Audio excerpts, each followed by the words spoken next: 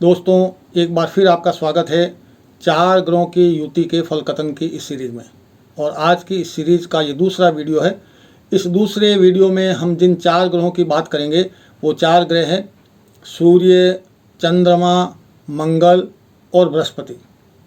ये चार ग्रह किसी भी व्यक्ति या किसी भी जातक की कुंडली के किसी भी भाव में एक साथ विराजमान हो, या यूँ कहिए कि किसी भी व्यक्ति या किसी भी जातक के जन्म के समय गोचर में ये चार ग्रह जब एक राशि में संचरण कर रहे होते हैं तो उस सूरत में या उस समय जन्म लेने वाले जातकों या व्यक्तियों के फल कथन के बारे में क्या बात कही जा सकती है, वो बात करेंगे हम आज के इस वीडियो में।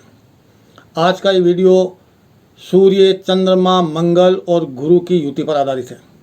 ये इस सीरीज का दूसरा वीडियो है। चलिए सूर्य, चंद्रमा, मंगल और गुरु की युति का फल कथन जानते हैं।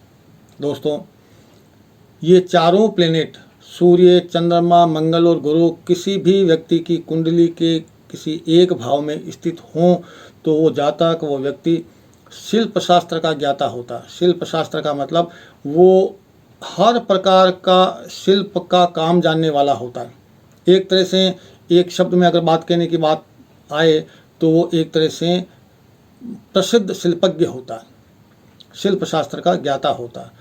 विशेष रूप से पत्थरों पर जो कारीगरी की जाती है या कपड़ों पर जो कारीगरी की जाती है या अन्य जितने भी वस्त्राभूषणों पर जो कारीगरी की जाती है, उन सब शिल्प के मामले में, उन सभी शिल्प कलाओं के मामले में ये विद्वान व्यक्ति होता है, शिल्प का ज्ञाता होता है, शिल्प शास्त्रज्ञ होता है, बड़ी बड़ी आंखें वाला व्यक्ति होता है। जिस भी व्यक्ति के जन्म कुंडली में सूर्य, चंद्रमा, मंगल और गुरु एक साथ विराजमान होंगे वो व्यक्ति बड़ी बड़ी आंखों वाला होगा और उसके शरीर का जो तेज है वो स्वर्ण के समान आभा लिए हुए होगा, यानी स्वर्ण कांति में शरीर होगा। उसका शरीर सोने की तरह चमकने वाला होगा उस व्यक्ति का, जिस व्यक्ति के जन्म के समय ये चारों ग्रह एक साथ किसी एक राशि में संचरण कर रहे होते हैं। सूर्य, चंद्रमा, मंगल और गुरु जब ये चारों ग्रह एक साथ किसी एक राशि में विचरण कर रहे होते हैं और उस समय जिस किसी भी व्यक्ति या जातक का जन्म होता है तो उस व्यक्ति का जो शरीर है वो स्वर्ण के समान कांतिमय होता है, चमकने वाला होता है और शरीर सौष्ठव और बलशाली होता है।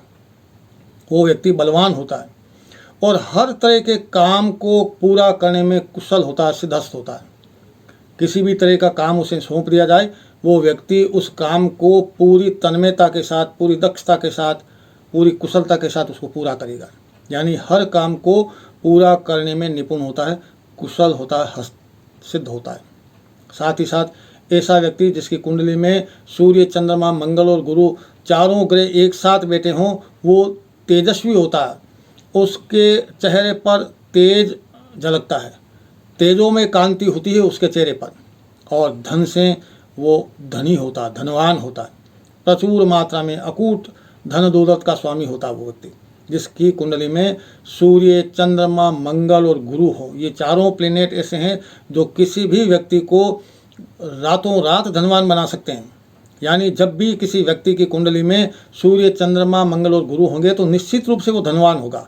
अब धनवान कब होगा? कोई भी चीज़ जो हम फल कथन कहते हैं उसका फलीभूत होना इस बात पर निर्भर करता है कि जिन ग्रहों के योग से या जिन ग्रहों के संयोग से वो जो योग बना है, जिन ग्रहों के कॉम्बिनेशन से जो योग बना है, उन ग्रहों की जब भी दशा, अंतर्दशा, प्रत्यंतर, प्राण दशा आती है तब वो योग फलीभूत होता है और उस सूरत हाल में वो व्यक्ति अगर धनवान कहा जाता है तो फिर धनवान बनता है, अगर बलवान कहा जाता है तो फिर बलवान बनता है, या और भी जो भी उसके बारे में कहा जाता है, अच्छा बुरा जो भी कहा जाता है, वो फलीभूत उसकी दशाओं के काल में होता है। जब उस प्लेनेट की या जिस प्लेनेट की वजह से जो योग बना है वो जब योग बनने वाले प्लेनेट की जब दशाएं आती हैं तब वो फलीभूत होता है वो योग।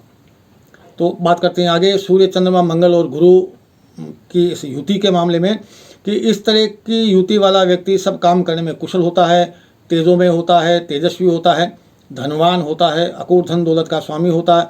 और सबसे बड़ी खूबी ऐसे लोगों की ये होती है कि ये लोग शोक रहित होते हैं। इनको किसी भी तरह का शोक नहीं होता, किसी भी तरह का दुख नहीं होता, किसी भी मामले में शोक प्रकट नहीं करते हैं ये लोग। शोक होता ही नहीं पहली बात तो।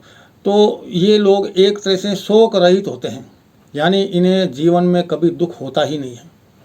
और आखिरी विशेषता इन 4 प्लेनेट की युति वाले जातकों की ये होती है कि ये लोग पॉलिसी मेकर होते हैं, नीतिज्ञ होते हैं, नीति बनाने वाले होते हैं। जहाँ भी नीति का सवाल आएगा, जहाँ भी पॉलिसी का सवाल आएगा, वहाँ इन लोगों की भूमिका प्रमुखता से रहेगी। ये लोग प्रमुखता के साथ अपनी भूमिका का निर्वहन करते हैं बतौर एक नीतिज्ञ के रूप में। तो दोस्तों, ये था सूर्य, चंद्रमा, मंगल और गुरु की युति का फल। अगर सार रूप में इसे कहना पड़े तो हम कह सकते हैं कि किसी भी जातक या किसी भी व्यक्ति की कुंडली में सूर्य, चंद्रमा, मंगल और गुरु अगर एक साथ किसी एक घर में विराजमान है तो वो व्यक्ति शिल्प शास्त्र का ज्ञाता होगा, बड़ी बड़ी आंखों वाला होगा, स्वर्ण के समान कांति में शरीर वाला होगा, बलवान होगा, सब काम को कुशलतापूर्वक करने वाला होगा, तेजस्वी होगा, धनवान होगा, शोक रहित और नीतिज्ञ होगा। तो ये था सूर्य, चंद्रमा, मंगल और गुरु की युति का फल। अगले वीडियो में हम ऐसे ही 4 और ग्रहों की युति को लेकर के आएंगे, जिनमें उन 4 ग्रहों की युति का क्या फल होता है वो जानेंगे। तब तक के लिए नमस्कार, जय हिंद।